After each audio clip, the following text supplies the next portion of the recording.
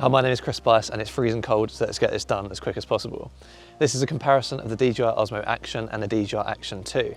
So DJI have recently released the Action 2 and it keeps a lot of the same features as the Osmo Action, but it's a complete departure in terms of design to a point where I think it might target a slightly different audience. So this video is going to be going into the differences between the two, whether you should keep the Osmo Action, go with that Action 2, or just get something else entirely.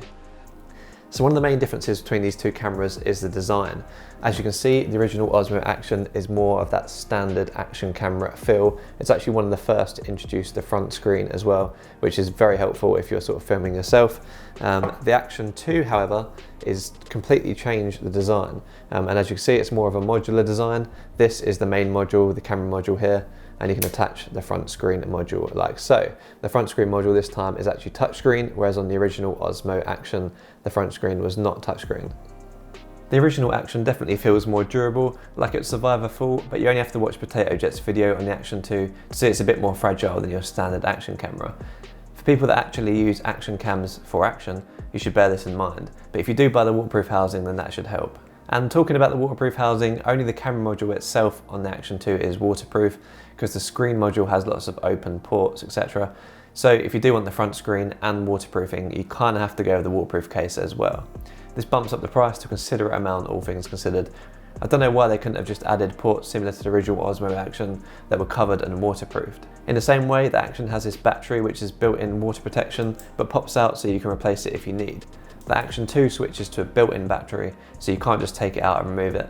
But the front screen module or the power module will charge the main camera module. So I guess you could go out and buy another power module if you wanted a replaceable battery in a way. Also worth noting that the back screen is smaller on the Action 2 because of that modular design. So if you're a fan of that big screen like I was, you'll be disappointed here. For anyone asking though, the magnets on the modular design work perfectly. They're really sturdy. I've had this hanging off the side of a Lamborghini going at stupid speeds and it was absolutely fine. Obviously the camera's been updated and kind of improved in a lot of ways. The original Action has a 12 megapixel 1/2.3 inch sensor with a field of view of 145 degrees, although this is much less when you had their rock-steady stabilization turned on. The Action 2 has a 1/1.7 inch sensor, which is bigger, and in theory this should make it a fair bit better in low light. And it also has a 155 degree field of view, and rock-steady doesn't crop in as much. What all of this really means is the DJI Action 2 has a slightly wider field of view and in theory should be better in low light than the original Osmo Action. So people who actually shoot action on these cameras will appreciate the wider field of view, especially with rock-steady stabilization turned on. But I'm kind of confused as to where this leaves people like me who use these cameras for more personal use and holidays and stuff, because I think it may be a bit too wide for that, and there's no real way to zoom in without using that horrible digital zoom. So as you can see, in the DJI Action 2, the colours are definitely more saturated, the image is definitely more contrasty, as opposed to the DJI Osmo Action, which is flat on the colours a little bit. I'm not sure which one I prefer really. Some situations I prefer the Action 2, and some situations I prefer the original Osmo Action. But either way, you have the D-Cine Luck mode that sort of flattens the colours, so you can grade it afterwards. Again, I'm not sure which colours I prefer, so maybe leave a comment down below in the description and let me know what you prefer. So the audio you just heard there was with the Action 2 with the front screen module on, and the wind noise reduction I think was turned off, so bear that in mind. The front screen module does add stereo sound and wind noise reduction, but as soon as you take that off and just use the camera module, then all you've got is one microphone, just mono sound and no wind noise reduction. So again, bear that in mind. This is a vlogging and audio test on the DJI Osmo Action. This is the original Action, and again it is quite windy out here, so it's a good test of the audio and the microphones, just to see how well it picks up my voice and blocks out that wind noise. So yeah, this is a vlogging test, and let's see how it compares to the other cameras. And again, this is a vlogging test of the DJI Action 2. The wind noise reduction is turned on as I've got the front screen module on. I'm trying to place my fingers in a good place, it's not going to block the microphones there. But again, it is quite windy, so let's see how it blocks out that wind and picks up my voice. So let's get into some image quality comparisons between the two cameras, starting with this shot from the DJI Osmo Action, the original Action camera. And as you can see, it's quite harsh lighting, the sun's definitely overexposed, but the trees up there still have some detail and colour in them. Switching over to the Action 2, you can see it deals with the highlights a lot better, the sky is less overexposed. But if you go over to the trees, that definitely is at the expense of the shadows, because there's definitely a lot less colour in the shadows. But I think it's more of a natural image for this time of day.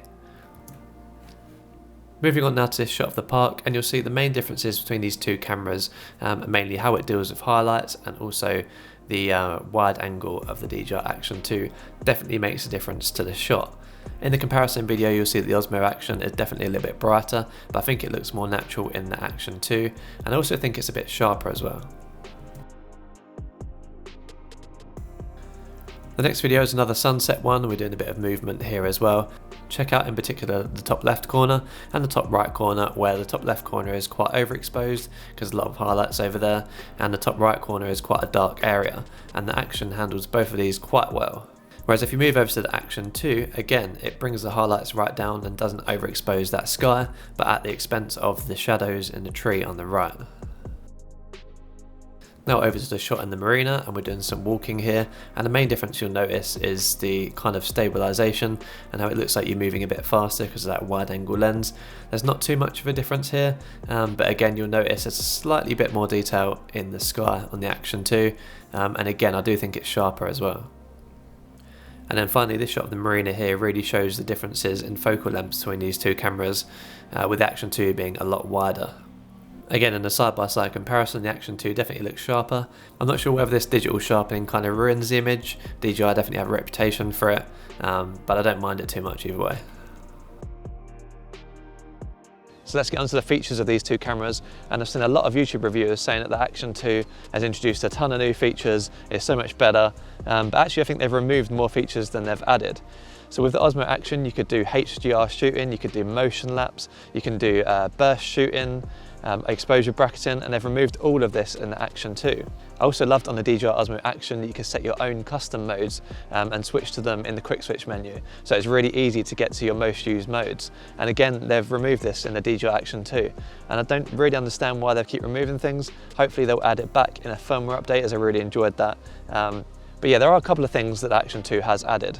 One of these things is you can finally use Rocksteady in 4K at 120 frames per second or 100 frames per second. Obviously that's great for action shooting. You can finally get that super slow-mo footage with Rocksteady stabilization on. Previously on the Osmo Action, you could shoot 4K at 100 frames and 120 frames, but you couldn't have any stabilization, and it did look pretty naff without that stabilization on it.